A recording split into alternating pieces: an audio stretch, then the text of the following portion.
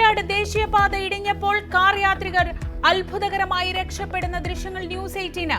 നിർമ്മാണത്തിൽ വീഴ്ച പറ്റിയെന്ന് സമ്മതിച്ച് KNR കൺസ്ട്രക്ഷൻസ്. ദേശീയപാത അതോറിറ്റിയെ വിമർശിച്ച് ഹൈക്കോടതി. ഉടൻ റിപ്പോർട്ട് നൽകാൻ നിർദ്ദേശം. കരാറുകാരനെ ബ്ലാക്ക് ലിസ്റ്റിൽ പെടുത്തിയെന്ന് NHAI കോടതിയിൽ.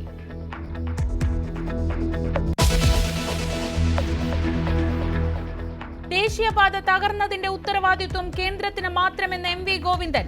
വീഴ്ച LDF സർക്കാരിന്റെ തലയിൽ കെട്ടിവെക്കാൻ ശ്രമം. പദ്ധതി യാഥാർത്ഥ്യമാകുമ്പോൾ ക്രെഡിറ്റ് എടുക്കാൻ ആരും വരരുതെന്ന് BJP സംസ്ഥാന അധ്യക്ഷൻ. പദ്ധതി രേഖ മാറ്റിയെന്ന സുരേഷ് ഗോപിയുടെ ആരോപണം അന്വേഷിക്കണമെന്ന് VD സതീശൻ.